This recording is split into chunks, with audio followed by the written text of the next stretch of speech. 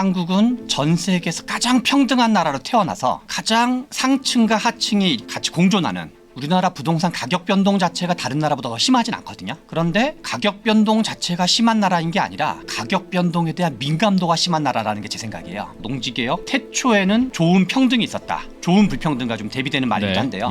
우리나라는 전 세계에서 가장 강력한 좋은 평등의 경험을 갖고 있어서 좋은 불평등 또는 불평등에 대한 반감도 엄청 강하다라는 질서가 작동하는 거에 네 가지 권력이 작동한다 생각이 드는데, 대한민국은 네 가지가 다 완전히 작살이 났다. 정근대 봉건적 기득권 권력인 거죠. 그것이 아마도 전 세계에서 가장 강력하게 파괴된 나라 중에 하나인 것 같다. 우리나라가 공산주의를 막기 위해서 공산주의적 정책을 수용한 자유민주주의 국가라는 거예요.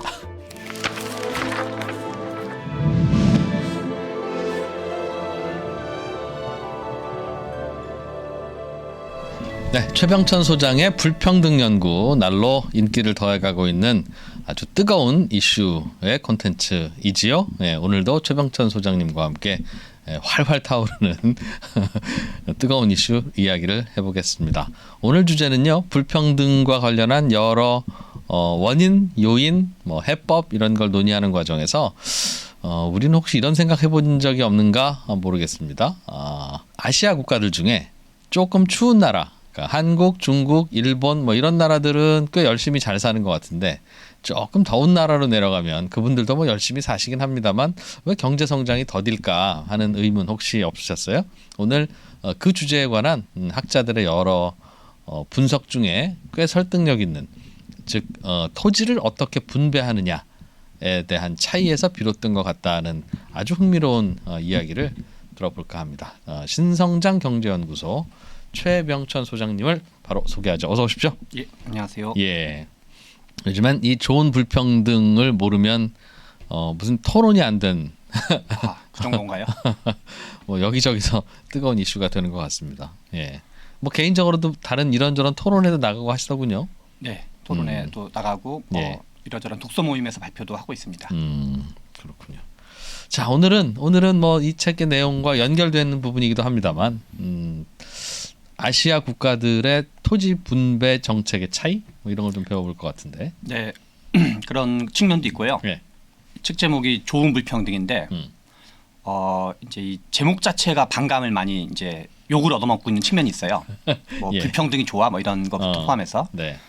근데 이제 제가 우리나라는 어떤 특성이 있는가, 여러 가지 정책 같은 걸 하다 보면 이제 선진국에서 하는 정책들을 한국에서 도입하는 경우가 많이 있는데, 옛날에는 그게 우리나라가 후진국이어서 잘 안 된다고 생각하는 경향이 있었거든요. 예.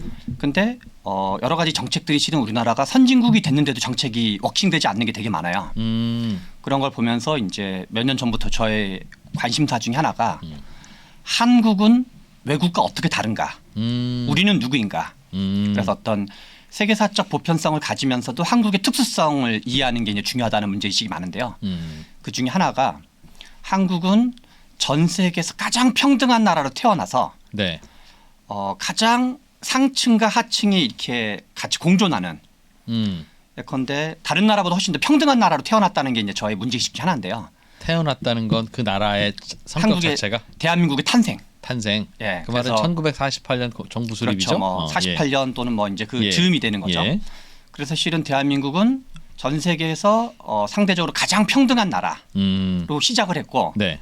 그런데 이제 대기업들은 글로벌 밸류체인과 연동되면서 특히 대기업, 제조업, 고부가 가치가 글로벌 탑티어에 있는 거고, 예. 내수 서비스업, 음식 숙박 도소매업 이쪽은 일종의 이제 맨 밑에 있어가지고 좋은 불평등이든 아니든 격차가 커진 건데, 산업별 격차가 크다. 그렇죠. 왜냐하면 이제 글로벌 밸류체인에 치열하게 결합을 하면서 상층은 치열하게 결합하고 하층은 상대적으로 내수니까. 그래서 우리나라는 그 제조업 생산성과 서비스업 생산성의 격차랑 예. 대기업 그 어떤 중소기업의 격차가 사실상 같은 말인 거예요. 근데 그러면 그거는 위에가 잘해서 발생한 측면도 있는 거고, 밑에가 이제 너무 좀 약간 영세한 데를 너무 과도하게 보호해서 그런 측면도 있는 거고. 보호했더니 더 영세해졌다는 뜻입니까? 그런 거죠. 왜냐하면 이제 그 경제 성장과 상관관계가 높은 게 또는 이제 임금 수준 및 부가가치랑 상관관계가 높은 것 중에 하나가 규모의 경제거든요. 네. 그래서 소기업보다는 중기업이 더 좋은 거고, 중기업보다는 중견기업이 더 좋은 건데, 이제 영세한 기업을 다양한 방식으로 보호해주면 계속 영세하게 남아 있다. 의도와 다르게 영세 기업 장려 정책 성격을 갖게 되거든요. 규모의 비경제를 장려하는 꼴이 되는 거고 우리 이제 경제지에서 많이 나오는 말 중에 피터팬 증후군 이런 거 있잖아요. 더 이상 크지 않으려고 하는. 그렇죠. 그래서 뭐 그런 우리나라에는 뭐 대표적으로 법인세도 그렇고 네. 유럽의 대부분의 나라들은 법인세가 단일세 구간이에요. 근데 한국은 이제 4구간에서 최근에 이제 3구간으로 줄어들었는데 네. 법인세 이외에도 엄청나게 많은 제도들이 작은 기업일수록 우대하는. 그렇죠. 그래서 기업 내가 커지면 손해 보겠네. 오히려. 네, 왜냐하면 이제 기업이 규모의 경제를 추구하는 이유는 단위당 비용을 줄이기 위해서거든요. 근데 기업의 규모를 키우면 단위당 비용이 오히려 증가하는 구조로 지금 제도 설계가 돼 있는 거죠. 대표적으로 법인세가 그런 거 같고. 즉 법인세도 그렇고 이익이 10억 넘는 회사와 그렇지 않은 회사는 세율이 다르니까. 그다음에 이제 금융 접근권. 그것도 달라요? 그렇죠. 금융은 예컨대 이제 그 보증제도 같은 거 또는 이제 입찰제도 같은 거. 기보나 이런 데서 과도하게 보호해주고. 그렇죠. 작으면 등등 이제 입찰이면 중소기업 거는 일단 먼저 사주고. 네네. 그래서 그런 제도들이 그래서 어떻게 보면 이제 보호 정책이 있고 육성 정책이 있을 수 있는데 그거를 좀 두 개를 발라낼 필요가 있는 거죠. 국민 정서법 문제는 그 다음 문제였더라도 실제로는 뭐가 있는지부터 알 필요가 있는데 지금 이제 그것도 없는 측면이 있죠. 네. 그런데 한국은 이 불평등에 대해서 제가 이제 부동산 문제 보면은 되게 재밌는데 아마 이제 3프로에도 많이 부동산 엄청나게 많이 다뤘지만 우리나라 부동산 가격 변동 자체가 다른 나라보다 더 심하진 않거든요. 그런데 제가 그동안 이것저것 자료를 보면은 가격 변동 자체가 심한 나라인 게 아니라 가격 변동에 대한 민감도가 심한 나라라는 게 제 생각이에요. 조금만 올라도 뜨거운 이슈가 그렇죠. 된다. 그 뜨거운 이슈가 되고 조금만 내리더라도. 전파력도 되게 강하고 그리고 약간 이제 뭐 질투력이라 그럴까요? 자고 나면 몇 억 껑충. 그렇죠. 이런. 그래서 다른 나라는 그거를 좀 그러려니 하는데 우리나라는 그걸 이제 견디질 못하는 거죠. 뭔가 네. 여러 가지 면에서. 그건 왜 그럴까요? 그거는 이제 저는 한국형 평등주의가 작동하는 측면이 있다 생각을 해요. 그리고 또 하나는 외국에는 이제 시장에 기반해서 어떤 바텀업 방식으로 기업이 성장을 했거든요. 네. 예를 들어서 소기업이 100년 지나서 중기업이 되고 중기업이 100년 지나서 대기업이 되고 네. 대기업이 100년 지나서 글로벌 대기업이 됐거든요. 근데 글로벌 대기업이 되는 과정에서 정부가 도와준 게 없어요. 그러니까 이 정부한테 별로 이렇게 이제 뭐 원망하지도 않는 거죠. 예. 근데 우리나라는 이제 안보 위기가 있었고 그래서 대기업을 그 이러저런 외교 안보적인 이유로 대기업을 육성을 했거든요. 아하. 박정희 정부 때가. 그러니까 그거에 대해서 이제 약간 특혜 논란도 있었고 실제로 특혜 줬던 것도 사실이고. 너희들이 혼자 컸냐? 그렇죠. 그러니까 나눠 갖자는 정서가 있을 수밖에 없다. 그렇죠. 이제 그러다가 이제 나중에 이제 민주화가 되니까 야, 왜 쟤네만 특혜 줘? 나한테도 특혜 줘. 그래서 뭐랄까 특혜를 걷어들이는 방식이라기보단 모두에게 특혜를 달라는 방식으로 좀 작동한 측면도 있고. 네.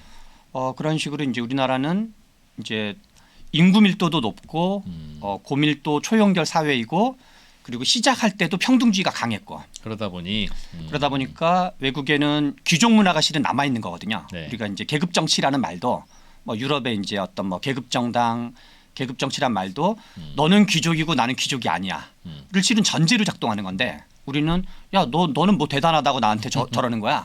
오히려 이제 평등주의가 있으니까 그런 게 좀 작동을 한다고 보는 거죠. 그래서 장점도 있고 단점도 있겠네요. 그 그렇죠. 평등주의가.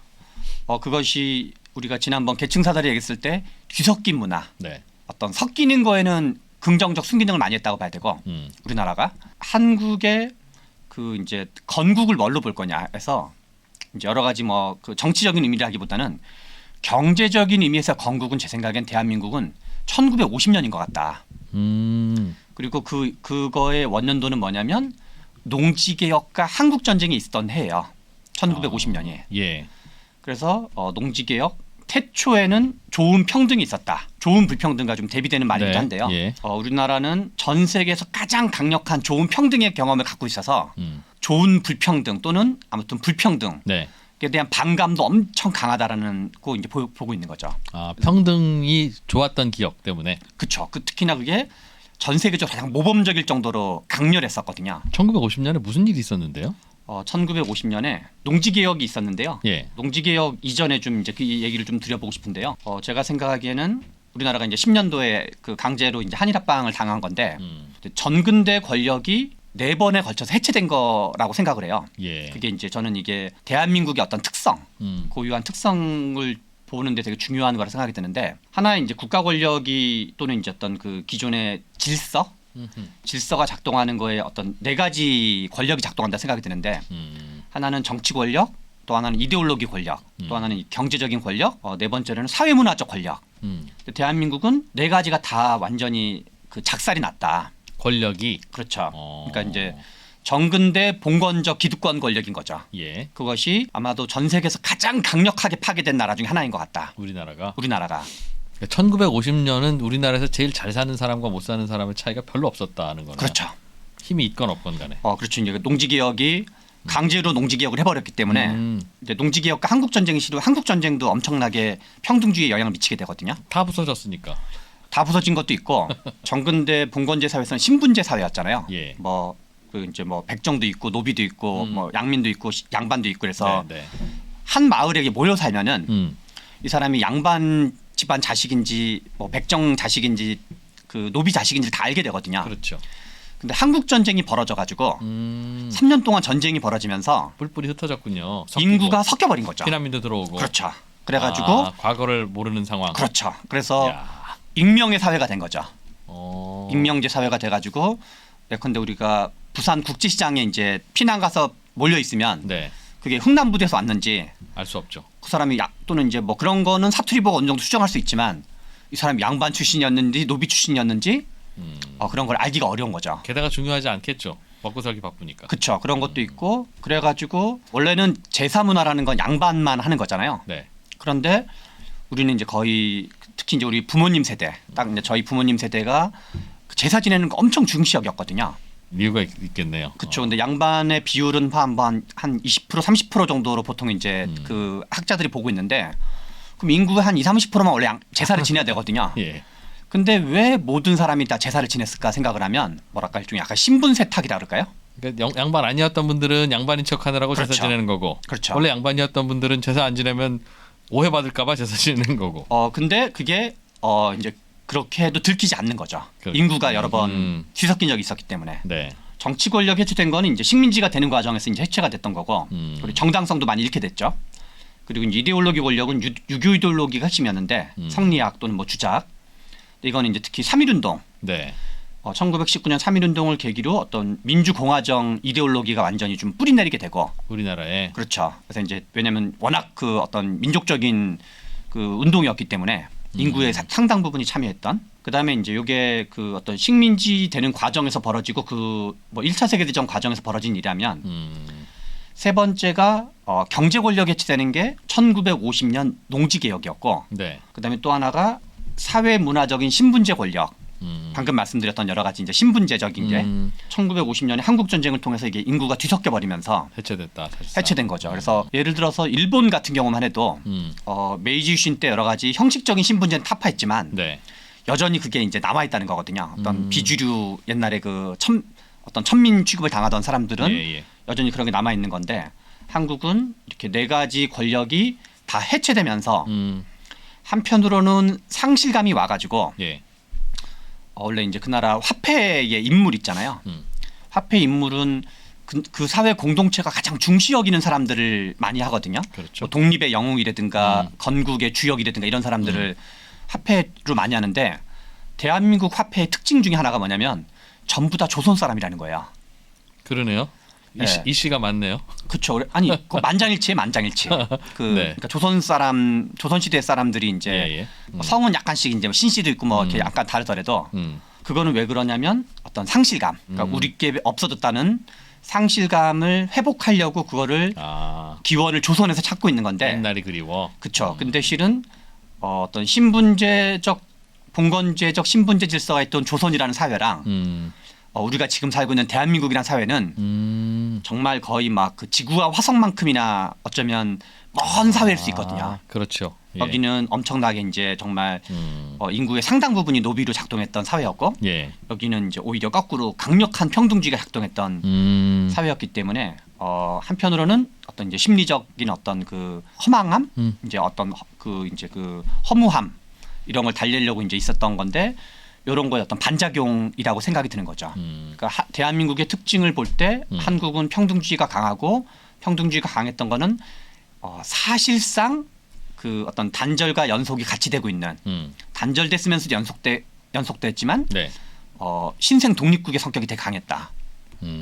그거에서 이제 그거에서부터 시작을 해야지 대한민국의 특징을 좀 이제 여러 가지 의미에서 좀 알 수 있지 않나라는 생각이 들면서요. 농지 개혁은 어떤 식으로 했던 거예요? 구체적으로? 토지 개혁이라고 표현하기도 하고 농지 개혁이라고 표현하는데 5 정보 네. 한 정보가 3,000평 정도 된다 그러더라고요. 네.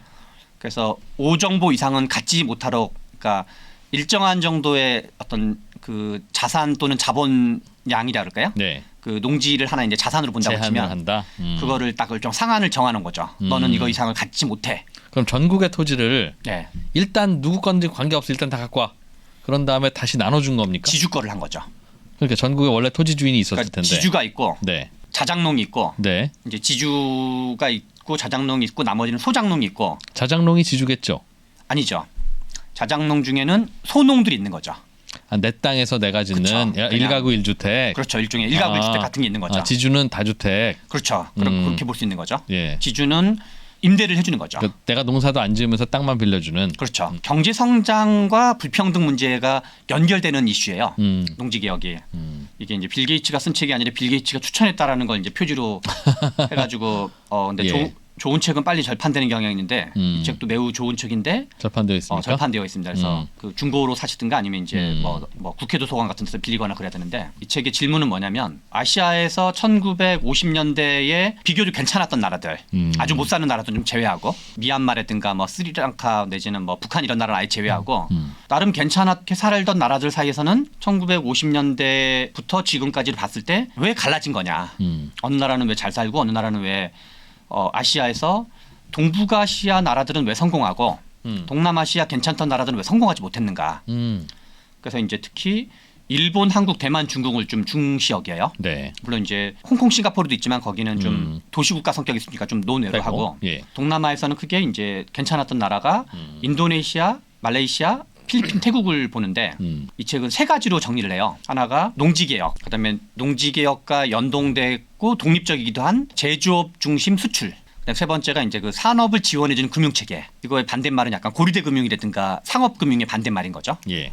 이 3가지로 얘기를 하는데 저 요인들 때문에 일본, 한국, 중국과 인도네시아, 말레이시아, 필리핀이 그렇죠. 갈라졌다. 그렇죠. 일본, 한국, 대만, 중국. 그래서 일본, 한국, 대만, 중국의 공통점이 3가지가 다 해당하는 거라는 거죠. 농지 개혁도 있었고 농지 개혁도 있었고 수출 드라이브도 국가가 했고 그렇죠. 제조업 기반 수출 드라이브도 국가가 하든 이제 뭐 주로 국가가 많이 했죠. 그 과정에서 금융도 국가가 뒤에서 알아서 배분했다. 그렇죠. 그리고 예. 이제 그런 상업적 금융이라든가 이런 거 못하도록 국가가 세게 이제 예. 그걸 이제 금융 억압이라고 표현하기도 하는데 요 내용과 이제 이 여기서 아시아의 힘이란 제목의 책이 제기한 거랑 유사한 문제의식을 좀 이제 다채롭게 오늘 좀 살펴보려고 합니다. 예. 30년 기준으로 국가별 고성장을 했던 나라들이 많지가 않다는 거예요. 1945년 이후로 1인당 국민소득이 5.5% 인상한 거를 이제 평균 기준이죠. 예. 이거를 고성장 개념으로 간주하고 5.5 넘으면 고성장. 엄청난 거죠, 그러니까. 5.5년 동안 30년 하면 거의 한 5배 이상 이제 증가할 텐데요. 그 미라클을 이뤄낸 나라들이네요. 그렇죠. 어, 근데 이 미라클을 이룬 나라가 딱 전 세계를 통틀어서 11개 국가가 있다는 거예요. 재밌네요. 예.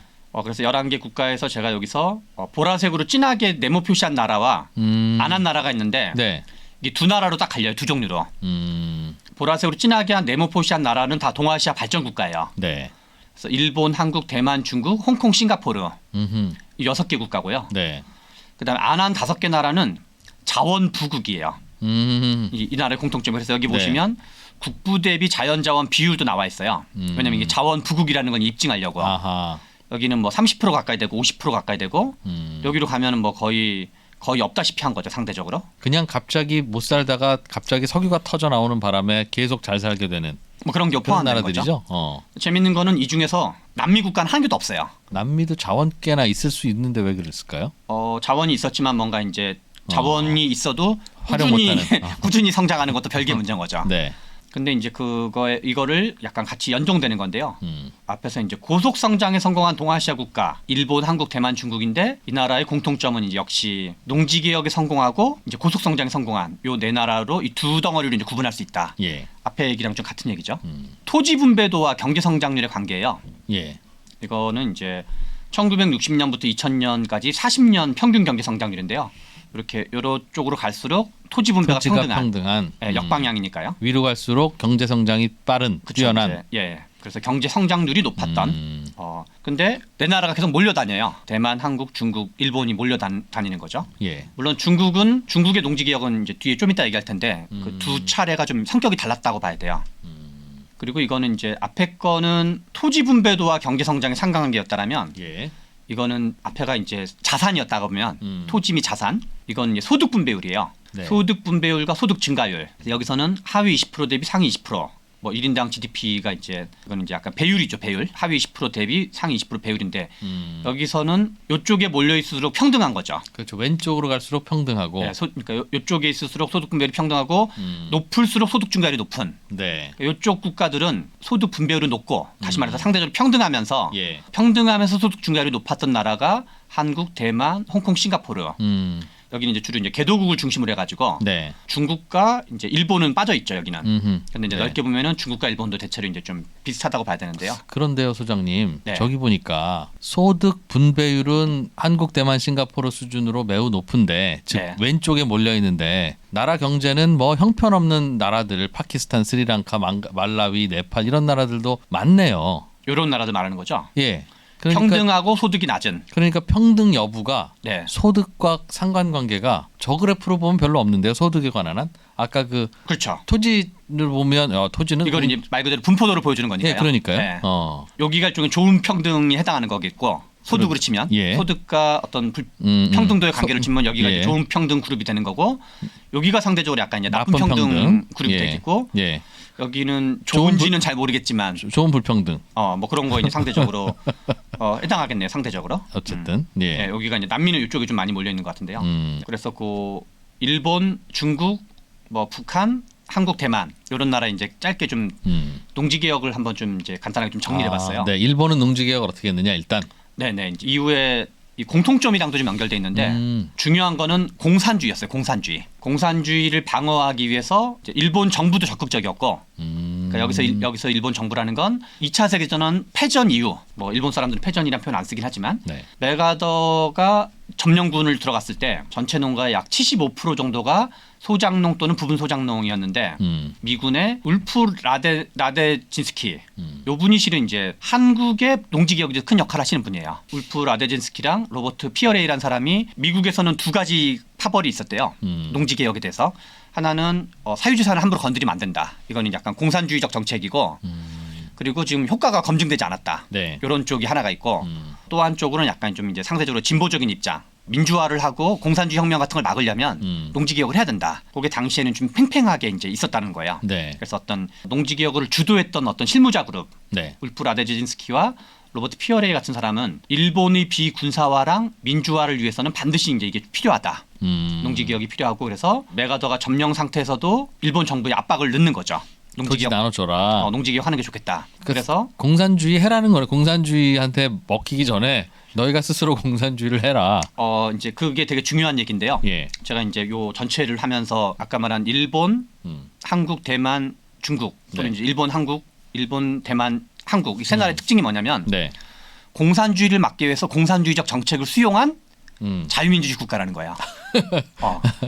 그리고 공산주의 나라에서 잘 팔리는 물건 그쵸. 우리가 만들어서 나눠주자. 그리고 좌파적 문제의식을 수용해서 좌파적 문제의식을 우파가 수용해서 만든 나라. 아하. 나라 경제 자체가 네. 유럽이랑 좀 다른 의미에서 혼합 경제였던 거죠.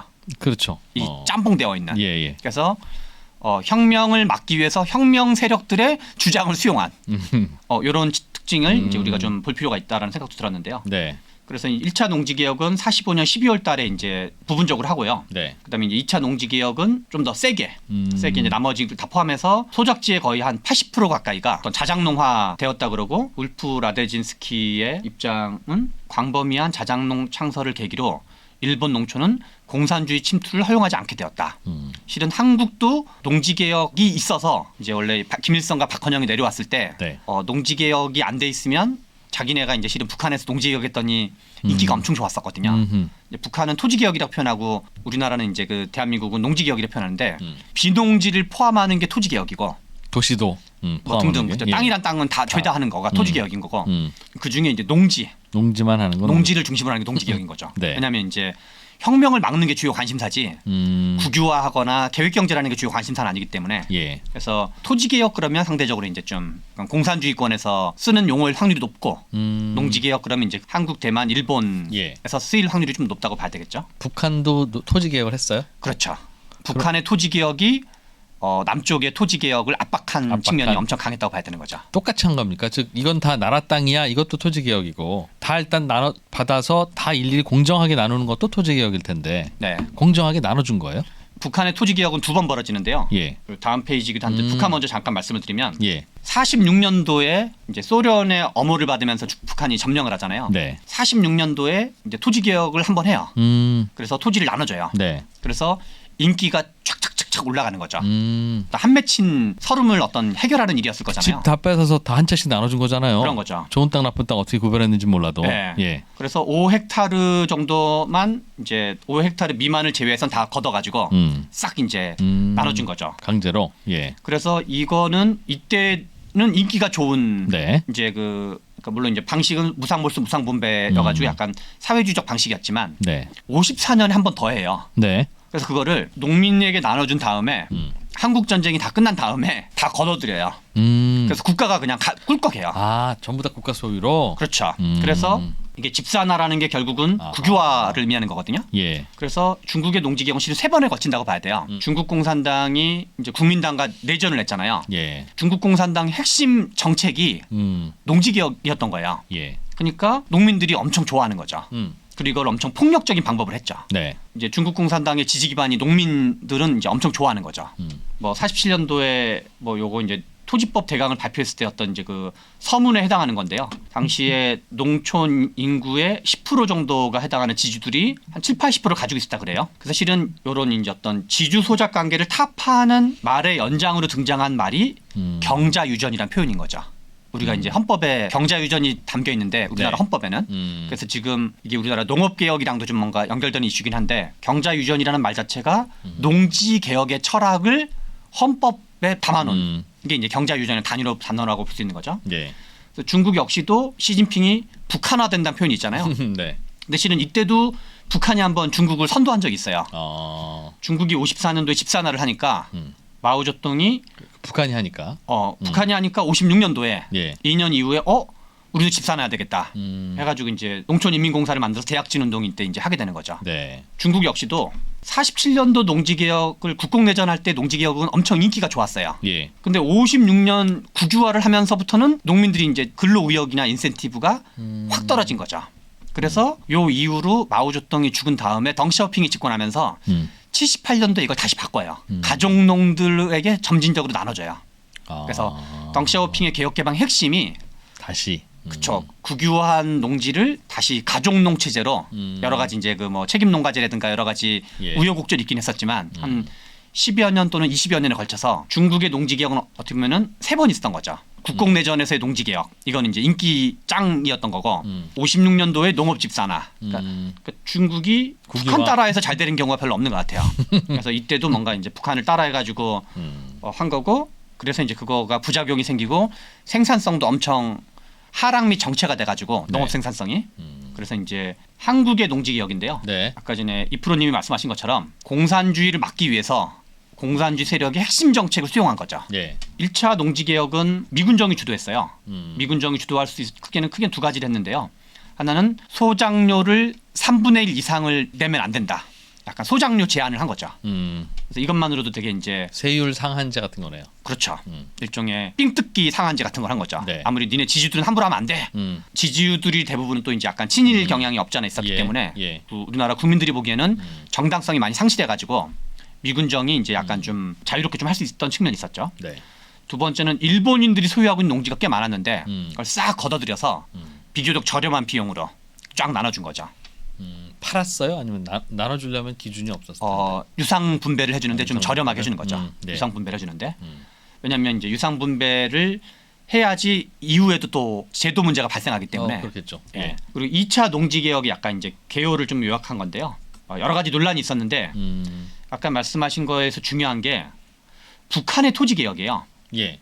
북한의 토지 개혁이 46년 3월이고 49년도에 중국 공산당이 국공 내전에 승리를 해요. 네. 중화인민공화국이 만들어지고 그러면서 그것이 한국의 농지 개혁을 가속화 압박을 하는 거죠. 그래서 야, 이 농지 개혁 빨리 안 하면 이게 우리도 공산화 되는 거 아니야? 라는 특히 이제 북한, 중국이 그 영향이 이제 왔고 특히나 이제 그 북한의 배후에는 소련이 있었던 거기 때문에 49년도에 농지 개혁법이 국회에서 통과가 되고 그다음에 이제 다시 근데 이승만이 거부권 행사해요. 네. 왜냐하면 이제 정부가 여러 가지 비용을 좀 보조하는 게 있었는데 야, 농지 개혁은 난 적극 찬성하는데 정부 비용은 없어.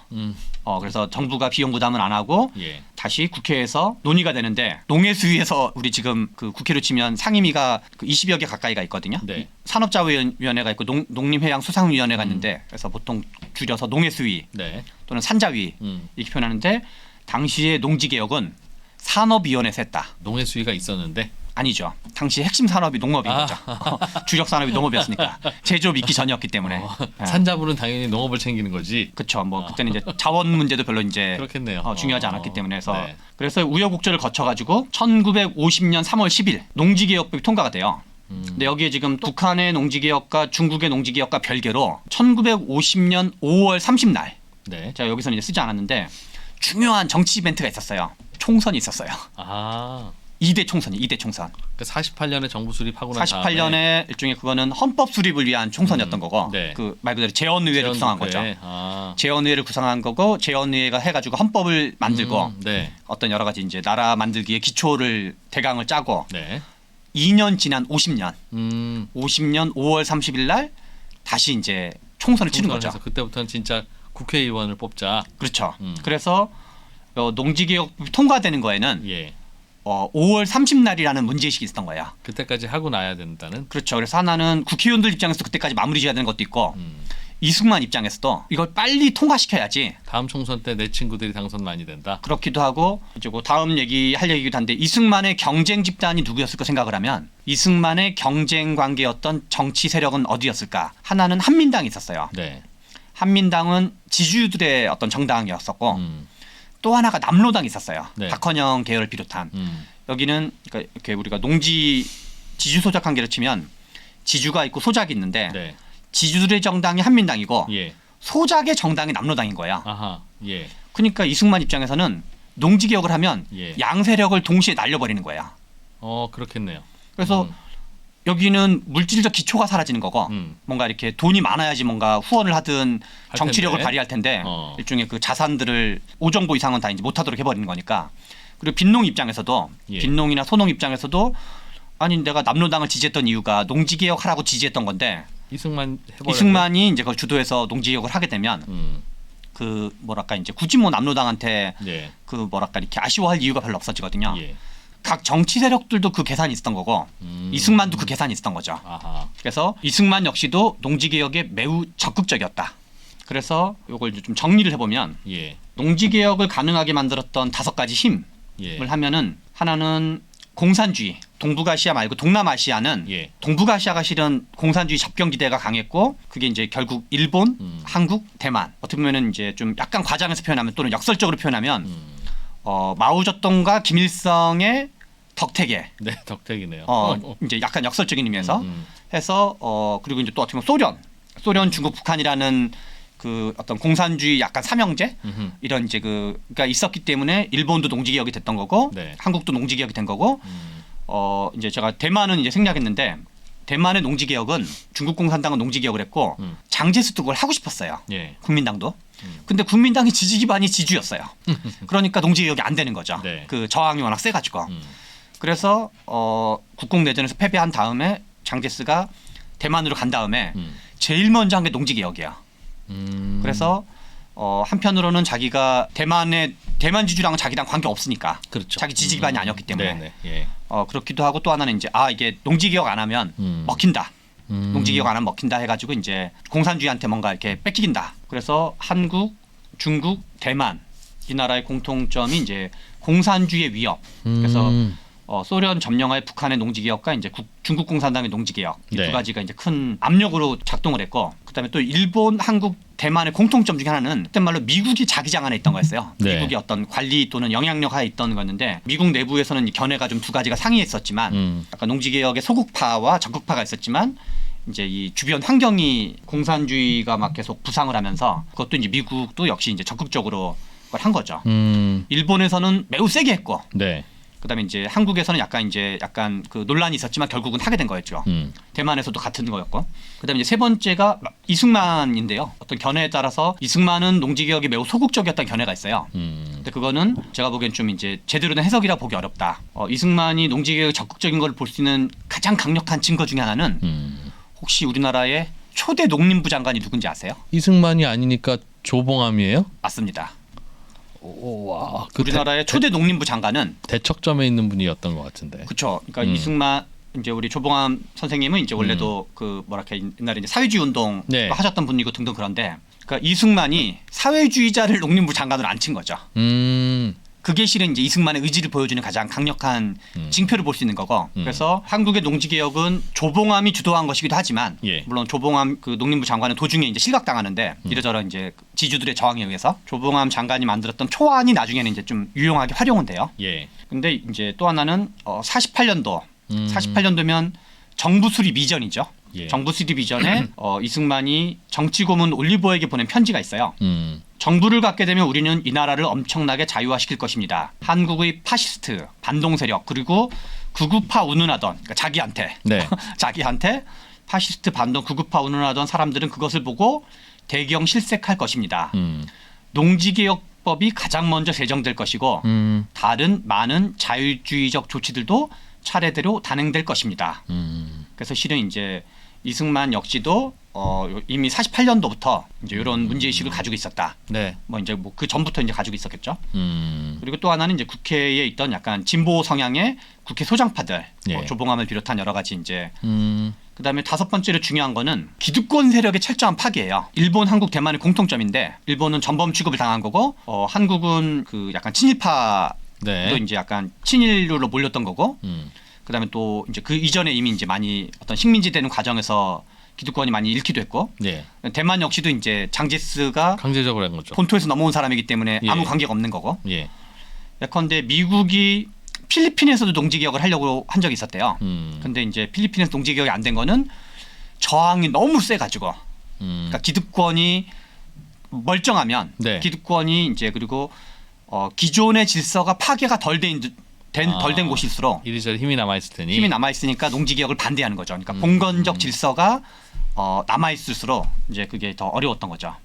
우리나라는 그 봉건적 질서의 위쪽이 일본인이었을 테니까 패망 후에 사라져서. 그렇기도 하고 이제 실은 아까 말씀드린 어떤 네 개 권력, 예. 네 개 권력이 정치 권력, 이데올로기 권력, 경제 권력, 사회 문화 권력이라고 치면 이제 한국 전쟁 전이었으니까 이미 정치 권력과 이데올로기 권력은 사라진 상태였고 약간 한 반의 반 쪼가리 남아 있는 경제 권력인데 그거조차도 서로 이제 별로 이렇게 존경받는 권력이 아니었던 거죠. 알겠습니다. 예.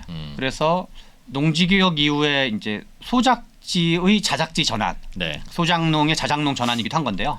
이게 이제 표 하나로 딱 보여줄 수 있는 가장 드라마틱한 게 요거에서 이제 갖고 왔는데요. 네. 195만 정보라고 읽으면 되겠네요. 네. 200만 정보 중에서 180만 정보, 거의 한 90% 정도가 이제 자작농으로 확 바뀐 거죠. 네. 한 3배 약간 안 되는 비율로 약간 늘어나는 거죠. 네. 그래서 이제 45년도에 이 정도였는데 소작지 면적은 10%도 안 되는 걸로 이제 줄어든 거죠. 한 8%. 여기 이제 다음 페이지에는 좀 자세한 비율이 있는데요. 크게는 농지개혁은 세 과정을 거쳐서 이루어져요. 어떤 땅을 나눠준 거냐? 네네. 예를 들어서 총 경지 면적이 아까 전에 나왔던 게 이제 195만 정보. 네. 이거 이제 그냥 줄여가지고 그러면 자작지 비율이 92%가 되고 여기 이제 45년도와 51년도 비교할 경우 그다음에 이제 소작지는 한 8% 정도 남아 있게 되는 거죠. 그러면 이제 자작지로 바뀐 것만 2번, 3번, 4번으로 보면 3단계로 이제 자작농으로 바뀌는 과정을 거치는데 네. 하나는 미군정이 이제 일정 비율을 하게 되고요. 한 27만 정보 정도. 그다음에 이제 농지개혁법을 통해서 한 30만 정도가 되고 여기 합치면 한 60만 정도 돼요. 근데 요게 이제 재밌는 건데요. 농지개혁법이 통과될 걸로 예상하고 이게 무상몰수 무상분배가 될지 유상몰수 무상분배가 될지 가격을 뭐 1,000원 쳐줄지 10,000원 쳐줄지 알 수가 없잖아요. 예. 그러니까 일종의 사실상 미리 투매를 한 거죠. 금매를 해서 그러니까 미리 판 거의 대부분은 이제 헐값 매각인 거죠 사실상. 그게 71만 정도였어요. 훨씬 많네요.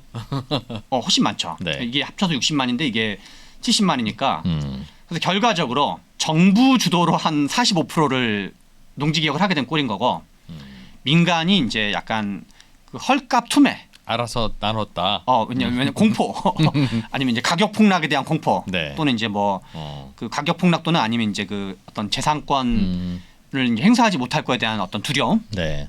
그래서 예컨대 기존 우리나라 농지개혁을 연구하는 학계 연구 중에서는 불철저한 농지개혁했다는 연구들이 있었어요. 80년대, 90년대 약간 이런 연구에서는 네. 그거는 요 민간의 어떤 그거를 주목하지 않은 거죠. 그래서 절반 미만이 농지개혁이 됐다 이렇게 표현했던 건데 실제로는 요 이제 민간에 의해서 이제 그 어떤 재산권의 강력한 침해를 미리 걱정해서 한 것까지를 치면 거의 이제 한 90% 이상이 농지개혁이 실제로는 벌어진 거다. 네. 여기서 민간 주도 요 부분이 기존에 이제 학술 연구에서는 빠져 있는 경우가 있었다.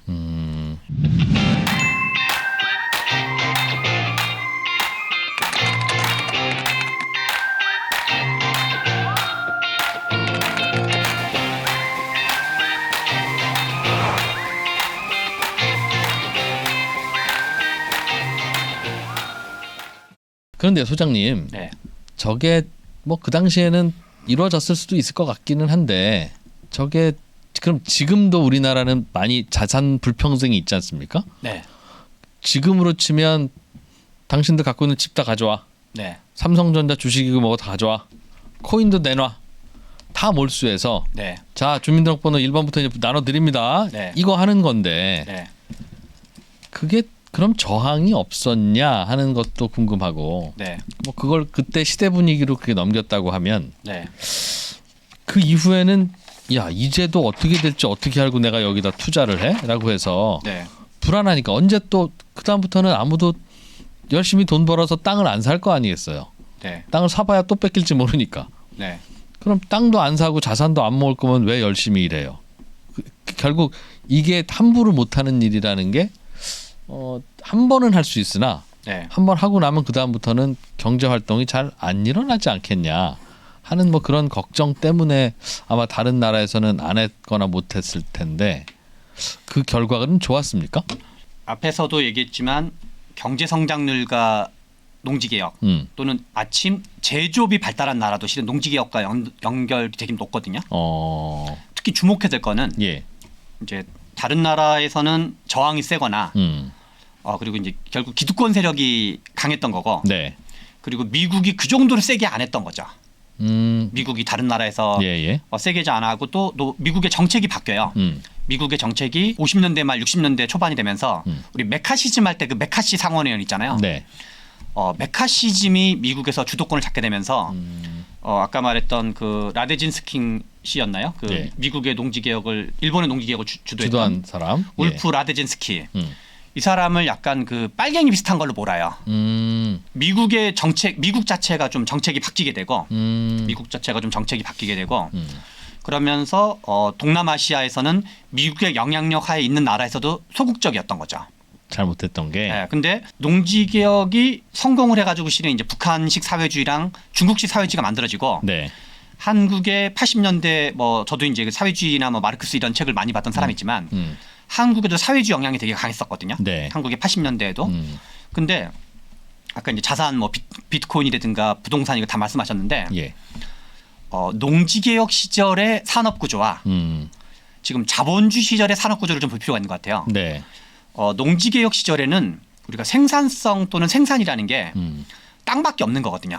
네. 그러니까 생산이 실제로는 자본 축적이 그러니까 말 그대로 우리가 자본주의 할 때 그 자본이 별로 없고 네. 그 자본이라는 건 약간 수학체증의 법칙 같은 게 작동하는 측면이 있어가지고 네. 그 어떤 이제 그 자원 제약을 좀 덜 받는 건데 이 토지라는 자원은 그 어떤 자연적 제약을 되게 강하게 받거든요. 네. 그러니까 이때는 땅을 어떻게 분배하는지가 그 먹고 사는 거에 어떤 절대적 가치를 가졌던 건데 그래서 이제 실은 경자유전 같은 것도 헌법으로 박은 건데 근데 실은 지금 봤을 때는 우리는 우리에게 자원이 그러니까 광의 의미의 자산 네. 금융자산, 부동산 자산, 뭐 비트코인 또는 심지어는 인적 자본, 네. 지식 자산, 아이디어 자산 또는 이제 플랫폼도 하나 이제 또 우리 지금 3프로 TV라든가 뭐 1프로 TV라든가 네. 언더스탠딩 같은 경우도 어떤 이런저런 이 어떤 플랫폼적인 것 자체라면서 그 어떤 영향력을 행사한다고 봐야 되는 건데 네.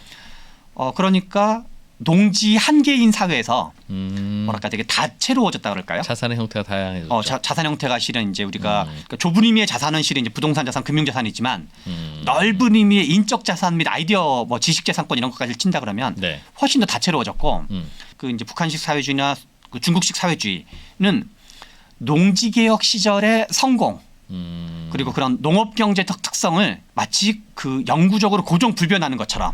그러니까 산업자본주의 시절에는 그게 맞을 수가 없는 거거든요. 왜냐하면 혁신의 본질이 뭔지 자본의 본질이 뭐고 자본의 어떤 생산적 기여는 뭔지 그리고 자본가의 역할은 뭔지 그런 거는 또 별도로 이제 어떤 뭐 위험 및 불확실성에 둘러싼 이제 그 어떤 경제학계 논의들이 있거든요. 뭐랄까 좀 옛날 버전의 농지개혁 시절의 평등주의적 버전 또는 농지개혁 시절의 어떤 진보 및 개혁 버전 네. 그런 거를 이렇게 자본주의 시절에 과도하게 그 계승하면 약간 이제 제가 보기엔 일가구 일주택에 대한 우리나라 국민들의 정서에서도 그런 게 좀 이제 약간 그 농지 개혁의 추억 그런 게 좀 이어지고 있는 측면이 있지 않나.